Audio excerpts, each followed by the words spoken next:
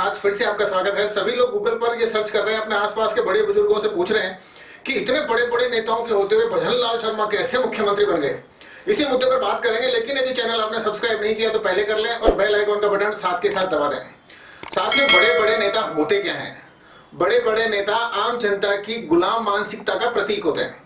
मतलब हम जनता के बारे में ये कहा जाता है कि जनता मानसिक रूप से गुलाम है। उसने यदि किसी को नेता बना दिया तो दूसरी बार भी वो सोचती है किसी को नेता बनाए, क्योंकि कुछ कार्यकर्ता टाइप के लोग बाग उसके आसपास ऐसे हो जाते हैं, बोले साहब काम तो हमारे पुराने वाले कराएंगे। और फिर एक के बाद एक लगातार 30 साल 20 साल 40 साल 50 साल तक उसी व्यक्ति को वोट दे देकर उस पूरे इलाके में जैसे कोई शून्यता आ गई है, नया लीडर नहीं पनप रहा, इस तरह का माहौल जनता क्रिएट कर देती है। और तो और जितने भी स्थापित नेता हैं वो भी केवल मजबूत मजबूत नेताओं के पास ही जाते हैं। राजस्थान में विधानसभा चुनाव जीतने के बाद में कितने विधायक वसुंधरा राजे के सर घर पर ढोक देने क्यों गए? क्योंकि उन्हें पता था स्थापित है, मजबूत नेता है, मंत्री हम बन जाएंगे। मतलब गुलाम मानसिकता इतनी तेज हो गई कि सोच भी नहीं सकते कि क्या भारत माता ने नए शूरवीर पैदा बंद कर दिए। पैदा होते हैं लेकिन हम लोग पहचान नहीं पाते। और जब जनता इस तरह से मानसिक गुलाम हो जाए तो निश्चित रूप से, हालांकि मीडिया का आदमी लेकिन प्रशंसा करूंगा, जनता यदि मानसिक रूप से गुलाम आ जाए तो उनमें नई ऊर्जा फूंकने के लिए नरेंद्र मोदी जैसे लोग, अमित शाह जैसे लोगों का आना बहुत जरूरी होता है। और ऐसे में राजस्थान में बिल्कुल पीढ़ी बदल गई। मतलब पिछले लगभग 2-3 दशकों से एक ही परिवार के लोग बाग, मतलब कभी वसुंधरा और कभी गहलोत, इसके अलावा विकल्प नहीं बोल रहे हैं। बोला वसुंधरा नहीं तो और कौन, गहलोत नहीं तो और कौन। यहां तक कि अशोक गहलोत तो खुद अपने पार्टी के लोगों के लिए नाकारा, निकम्मा, बागी सब कुछ कहकर दबाते रहे कि कोई नया आदमी आगे नहीं आ जाए। ऐसे में राजनीति का भला कैसे होगा? और जब राजनीति में नए लोग नहीं आएंगे तो देश का भला कैसे होगा? और जब देश का भला नहीं होगा तो आम जनता तो असहाय है। मतलब मैं आपको दोष नहीं दे रहा आम जनता को, लेकिन वो असहाय है, वो केवल लीडरशिप की तरफ देखती है। उन्हें कोई मजबूत लीडर चाहिए, जो भी उनके सामने मजबूत लीडर बन के आता है वो उसी के हाथ पैर पकड़ के बैठ जाते हैं। बस इसके अलावा तो हमारे को और कोई लीडर मिल नहीं सकता। उसके पीछे हमारे पिछले 500 सालों से, 1000 सालों से जो गुलाम मानसिकता है मुगलों के समय से चली आ रही है। जब मुगल आए तो हम उन्हीं के हो गए, उन्होंने 200-300 साल शासन कर लिया। फिर अंग्रेज आए तो हम फिर अंग्रेजों के ऊपर मानसिक रूप से गुलाम हो गए, उन्होंने भी 200-300 साल यहाँ रह के चले गए। कांग्रेस का शासन काल आया तो भी लगभग 70 सालों तक तो हम सोच नहीं सकते कि इसके अलावा भी कुछ हो सकता है। बाकी तो सब पार्टियां छोटी छोटी कुछ नहीं कर पाएगी। और यदि बीजेपी भी शासन काल में आई तो वहां हम बीजेपी की बजाय भी उनके क्षत्रप हो गए। मतलब राजस्थान की राजनीति में हम बिल्कुल सही साबित हुए। हमने आज तक जितने वीडियो बनाए, चाहे अशोक गहलोत मुख्यमंत्री नहीं बनेंगे, नहीं बने। हमने बताया कि अशोक गहलोत और सचिन पायलट के विवाद कांग्रेस को ले डूबेंगे, ले डूबे।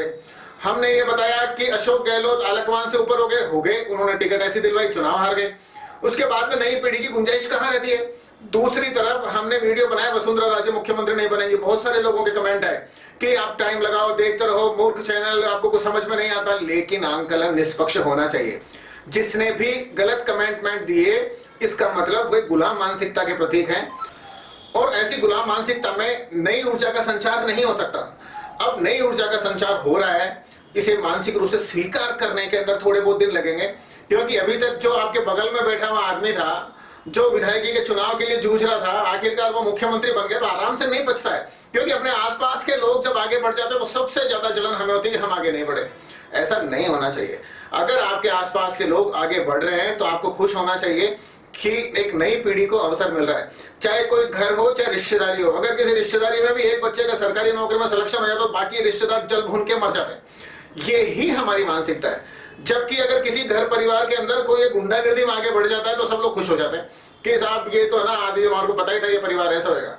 अगर हम हिंदुस्तानियों की इस तरह से मानसिकता रहेगी तो निश्चित रूप से हम आगे नहीं बढ़ पाएंगे। और राजस्थान के अंदर भजन लाल शर्मा जैसे नया चेहरा पहली बार विधायक बना, पहली बार मुख्यमंत्री, विधानसभा देखेंगे कब? जब खुद मुख्यमंत्री बन गए। जैसे प्रधानमंत्री नरेंद्र मोदी भी संसद में पहली बार गए थे जब वो प्रधानमंत्री बन गए। ऐसे में अपने आसपास के लोगों को आगे बढ़ाएं और उनके साथ में डटे रहें। गुलाम मानसिकता नहीं चाहिए कि हमने इसको विधायक चुन लिया है तो यही आगे हमारे क्षेत्र से विधायक बनेगा, नहीं तो दूसरा नहीं बना पाएगा। उप मुख्यमंत्री में भी आपने देखा वो बाबूलाल नागर, जिसके ऊपर बलात्कार के आरोप लगे हुए हैं और जेल में गए हुए हैं, लगातार विधायक बन रहे हैं। क्यों? गुलाम मानसिकता जनता की है। नेता तो वापस आएंगे। उनका तो काम है कि एक बार कोई भी अपराध करके आ जाए, जेल काट के आ जाए, फिर से चुनाव लड़के फिर से पैसे बनाए। लेकिन जनता का क्या करे?